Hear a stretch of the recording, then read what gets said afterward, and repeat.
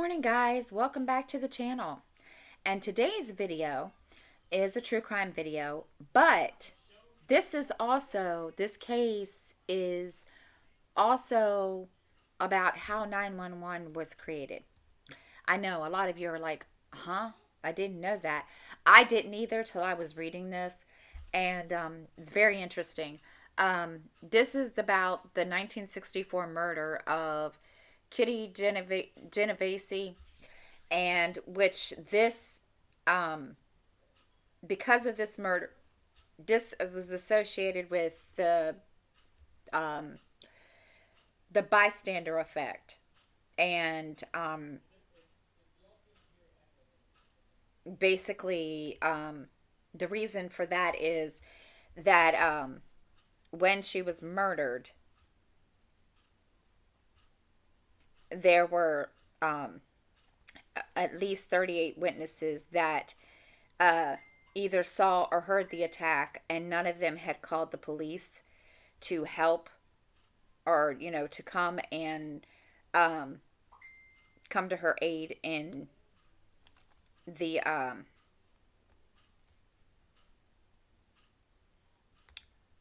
yeah, to come to her aid. So now this takes place. Now what it is now, she was 28 years old. She was stabbed outside of her apartment building, and apartment building that was in the Kew Gardens neighborhood of Queens, New York. And she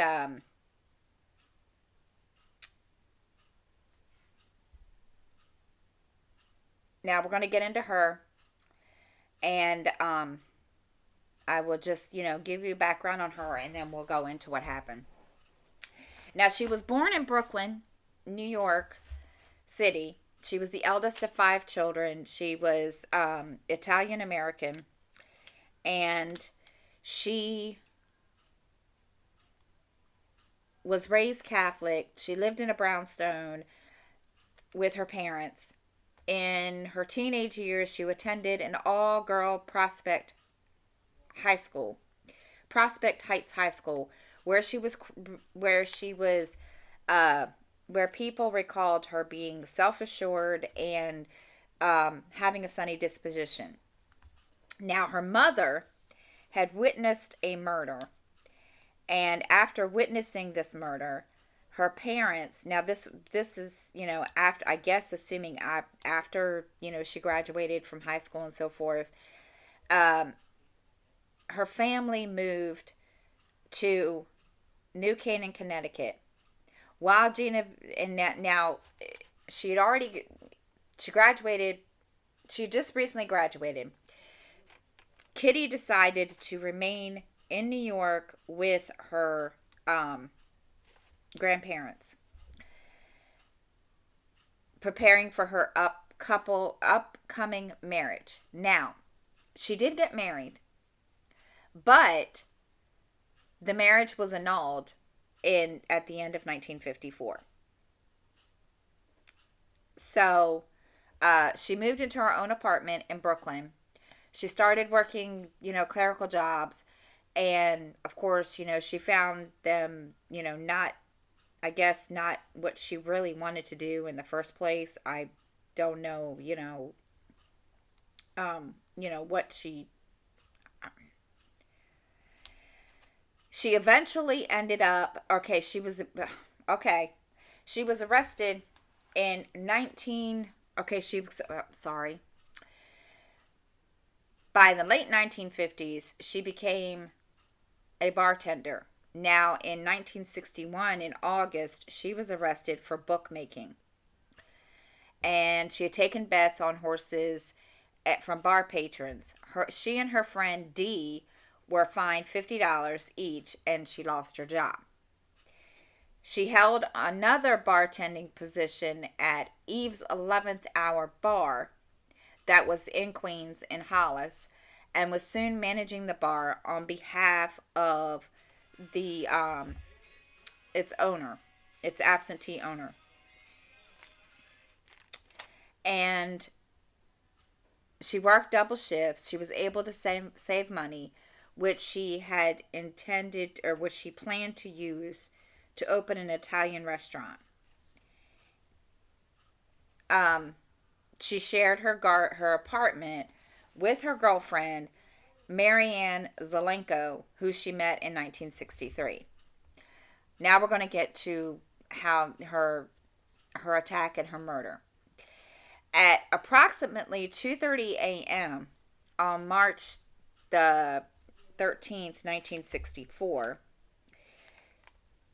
she left the bar where she worked and she began driving home in her car.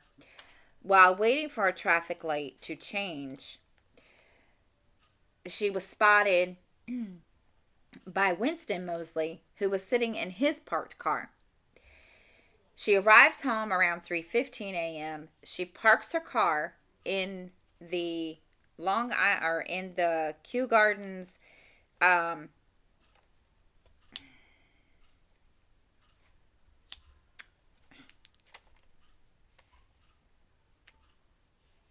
in the Kew Gardens railroad station, which is like 100 feet from her apartment. And she gets out and she starts walking towards her apartment. And Mosley, who had followed her home, exited his vehicle, and armed with a hunting knife, he approaches her. And of course, she sees him and she's terrified, so she runs. And she runs toward the front of the building. He, overtook her and stabbed her twice in the back. And she screams out, oh my God, he stabbed me, help me. Several neighbors hear her, but only a few of them recognize the sound as a cry of help. When her neighbor, Robert Moser, shouted at the attacker to leave the girl alone, he runs away, and Genovese slowly makes her way towards the rear entrance of the building. And she's, mind you, she's seriously injured. She's not in view of any of the witnesses. Witnesses saw her enter his car, or saw Mosley enter his car and drive away. Now, mind you, okay, you think, okay, he leaves. No, he doesn't. He returns 10 minutes later. He has a wide brim hat on. He systematically searches the parking lot, and he eventually finds her, who's barely conscious. She's lying in a hallway at the back of the building where the door is locked, which prevents her, obviously, from going inside. And he then, now, of course, mind you, it's out of view of the street. Nobody, can see anything. He stabs her again, several more times. Then he rapes her, steals $49 from her, and runs away again. The two attacks span 30 minutes. And there were knife wounds in her hands to suggest that she might have fought back or tried to.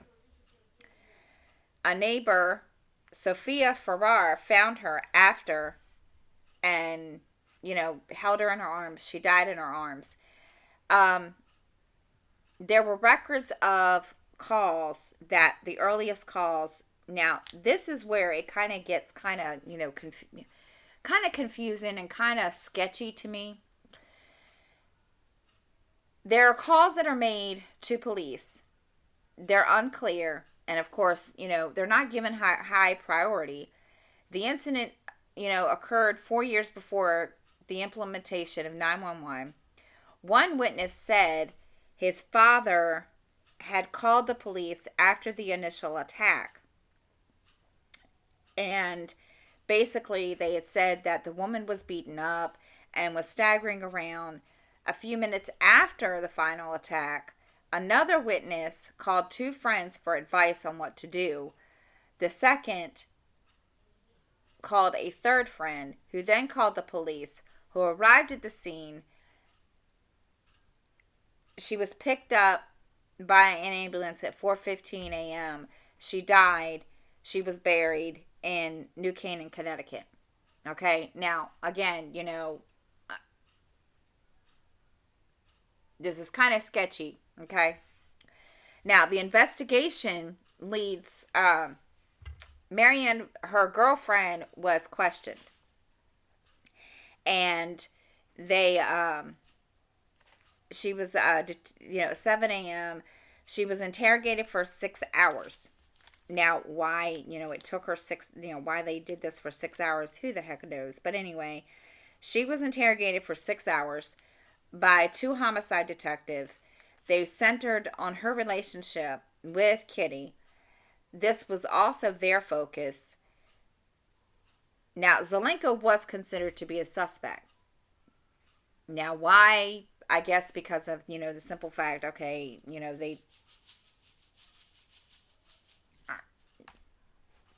I guess because, she lived in the apartment with her and just assumed. Now, 6 days after the stabbing on March 19th, Winston Mosley was arrested for suspected robbery in Ozone Park, Queens. Now, this is 6 days later. He's still, kind of doing the same thing. Um,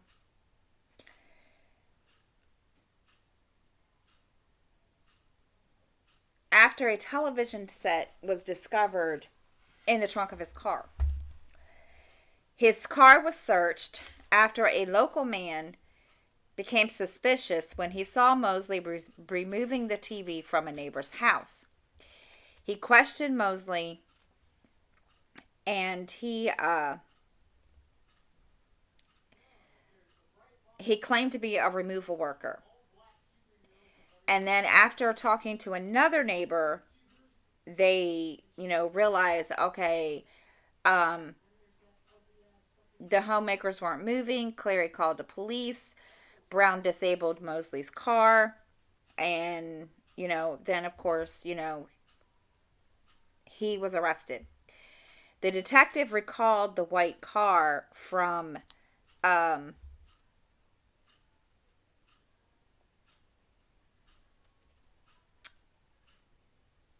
from some witnesses that had to do with Kitty's murder. So, okay. And then, of course, he informs the detectives during questioning that, he admitted the murder. Then also two other women, Anne Marie Johnson, who had been shot and burned to death in her apartment, and 15-year-old Barbara Kralik, who had been killed in her parents' home the previous July. Okay, this guy obviously.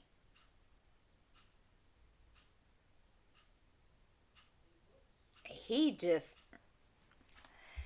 I know, you hear me say that all the time, and it's just like, okay. No, it just like baffles me how some of these guys just. Okay. So now I'm going to give you some background on him. He's 29 years old. He's from Queens. He worked at Remington Rand as a tab operator that, he prepared punch cards that are used to that were used for data storage for digital computers. He was married with 3 kids and had no criminal record, but yet he's going out and robbing people and killing people. Okay. Now, he confessed to killing her. He detailed the attack. He which corroborated the physical evidence of the attack at the scene. He said that his motive was to simply kill a woman, saying he preferred to kill women because they couldn't fight back.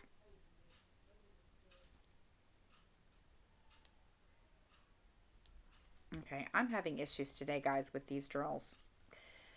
So bear with me a minute. There we go. Okay. Um, he stated that he got up that night around 2 a.m., leaving his wife asleep at home, and his intention was to basically, I guess, ride around Queens until he could find a victim. He came upon Kitty by pure chance. Uh, he followed her to a parking lot before he killed her, and he also confessed to murdering and sexually assaulting two other women and to committing at least 40 robberies. Um, there was a psychiatric examination that suggested that Mosley was a necrophile, whatever the heck that is. Now he goes to trial. Okay, now this is kind of weird. He was charged for Kitty's murder, but he was not charged for the other two because the complicating factor was that another man, Alvin Mitchell, had also confessed to the murder of Barbara Kralik. So Mosley's trial begins on January the 8th, 1964. And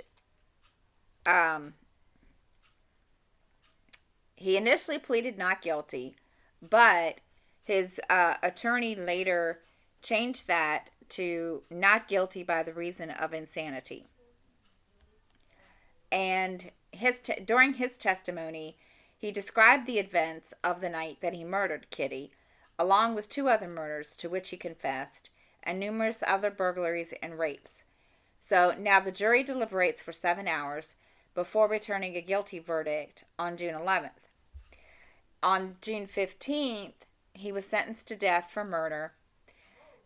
When the jury foreman read the sentence, Mosley showed no emotion, and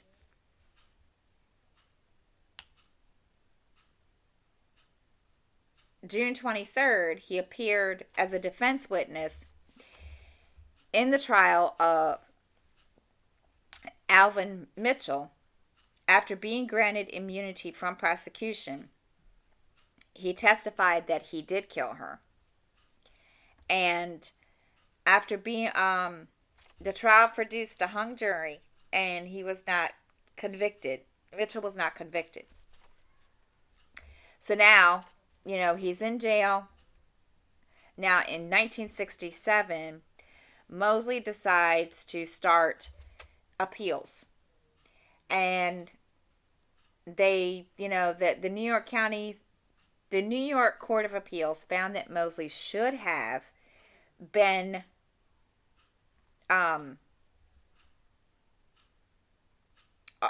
able to argue that he was medically insane at his sentence hearing.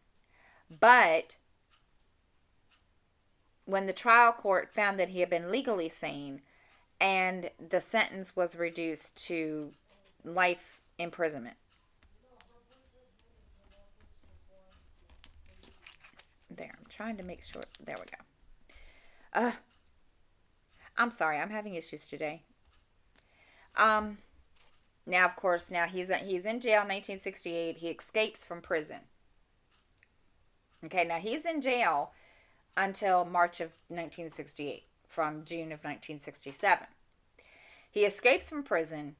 He's transported back from a hospital in Buffalo, New York, where he had undergone surgery, minor surgery, for a self-inflicted wound. Now, he hit the transporting officer, took his gun, then fled to a nearby vacant house, and which was, I guess, like a summer home, I'm assuming. And the couple comes to check on the home, where, they eventually, Mosley's there. They eventually, Mosley held them hostage for more than an hour, binding and gagging Matthew, and he raped Matthew's wife. He then took the couple's car and fled. And then on March 22nd, he breaks into another house, holds a woman and her daughter hostage for 2 hours before releasing them unharmed. He then surrenders 2 hours. Oh, excuse me. No, he surrenders afterwards and was charged with escape and kidnapping. He was given 2 additional 15-year sentences. And then in 1971, in September, he participates in the Attica prison riot. And I did not know about that. But they basically demanded for, better prison rights and, living conditions and so forth. So he took place, he participated in that. Then later on in that same decade, he gets a bachelor's degree in sociology.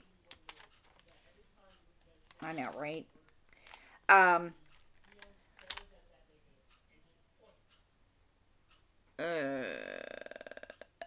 he becomes eligible for parole um,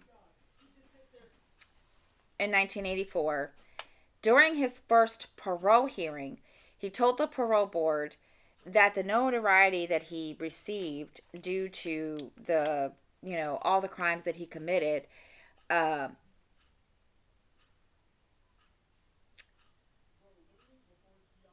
he state this is what he says, and I'm quoting this. For a victim outside, it's a one-time or a 1 hour or a 1 minute affair, but for the person who's caught, it's forever. Now, at the same hearing, he claims, now, mind you, like I said, when he was arrested, for Kitty's murder, he, at the time, had said that, he basically was out, looking for a victim, and he came upon her by pure chance. So, now, and that, he basically, chose to do, kill her. Now, mind you, he tells them that he claimed, now at this hearing, he tells them that he never claimed to intend to kill her, that he considered her murder to be a mugging because people do kill people when they mug them. Now, because of that statement, the parole board, denied his parole, and then he returned for another one on the 44th anniversary of Kitty's murder, and he continued to show no remorse whatsoever for her murder, and his parole was again denied. Now, his brother Vincent was unaware of the 2008 hearing until he was contacted by New York Daily News reporters. Vincent has reportedly never recovered from his sister's murder. Vincent Genovese, excuse me. This, of course, he says, it brings back what happens, and so forth, which I can't say I blame him, because so then Mosley is then denied for the 18th time in November of 2015. He did die in prison on March 28th, 2016. He served 52 years, which makes him basically one of the longest serving inmates in the New York prison system. That's crazy. Now, there's been some issues about, what happened and so forth, and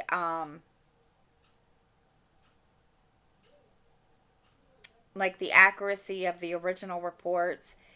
And there were some recent investigations that did occur.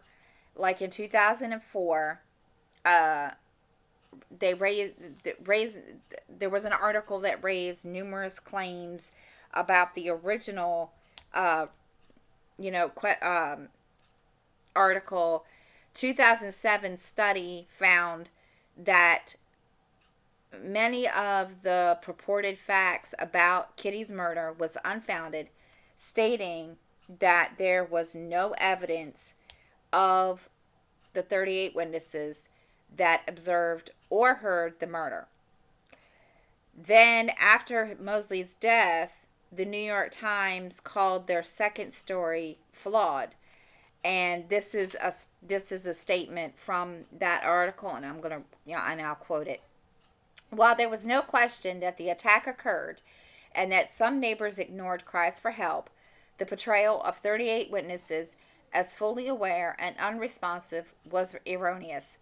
The article grossly exaggerated the number of witnesses and what they had perceived. None saw the attack in its entirety. Only a few had glimpsed parts of it or recognized the cries for help. Many thought they had heard lovers or drunks quarreling.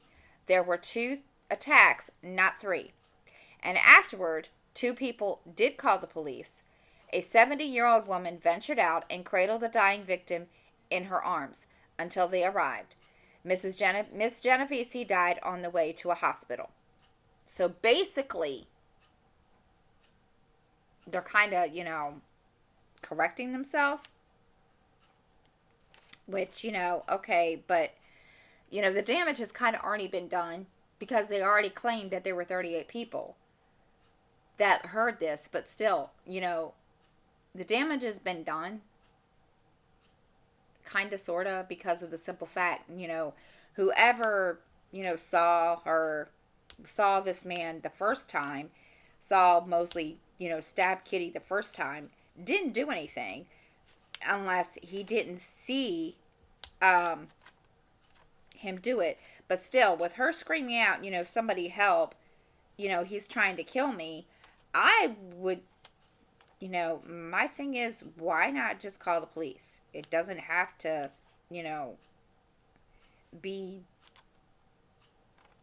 Now, I don't know if they allowed at that time and that, back then for people to remain anonymous when they did that. I don't know. I'm, of course, I wasn't born then, so I don't know.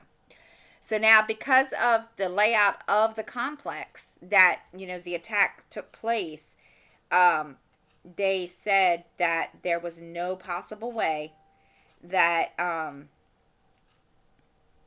no witness saw the entire sequence of the events.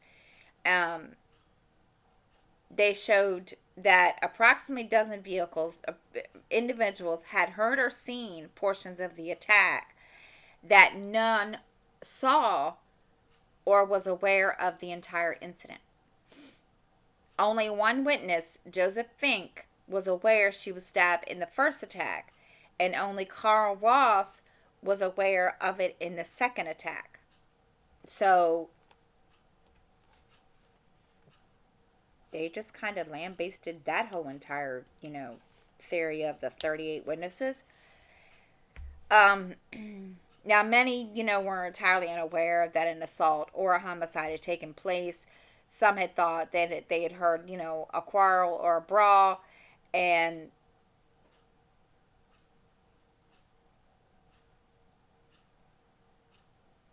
by the time the first attack, because, she was stabbed, they think that it punctured a lung and she was unable to, scream or whatever. So, now, there was a 2015 documentary. Her other brother, William, discovered that there were other crime reporters that knew of many problems with the story. And they, immediately, a police reporter, Danny, Meehan, discovered many inconsistencies and why his article failed to reveal the witnesses that did not feel that a murder was happening. Not wishing to jeopardize his career by attacking an editor, he kept his findings secret and passed his notes to a WNBC reporter, Gabe Pressman. Now, he taught a journalism course in which some of his students called Rosenthal and confronted him.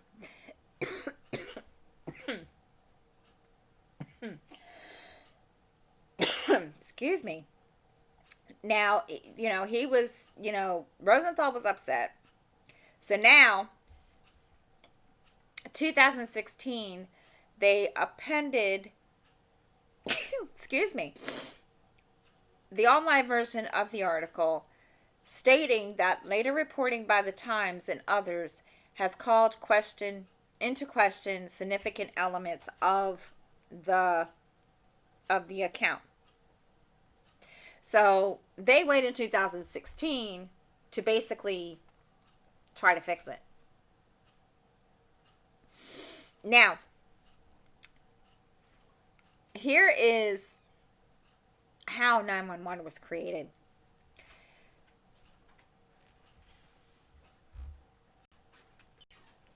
All right, New York's WNYC in 2014 reported how an iconic murder helped create the 911 system.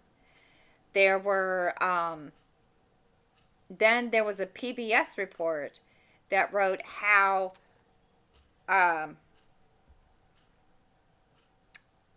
papers and media outlets ran with the story. They also added a dozen books, and when it came to film, which was the witness, the reports, the genesis of 911. Up until the late 1960s, there was no centralized number for people to call in case of an emergency. So that's how 911 got created in the 1960s, basically. After all of this,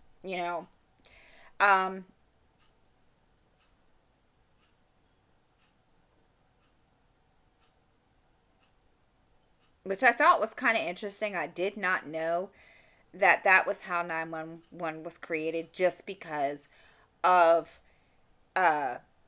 this, because of Kitty Genovese. I had no clue, which I thought was very interesting.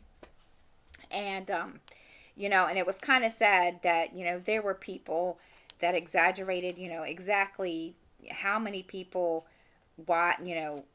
either heard or saw this. And I guess that's why it became, they named that whatever, the bystander effect, which I thought was kind of crazy and ridiculous.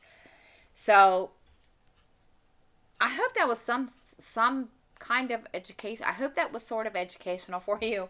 I did not know about the 911. I had no clue. I just assumed, and I'm going to be truthful, I don't remember ever using 911 when I was younger.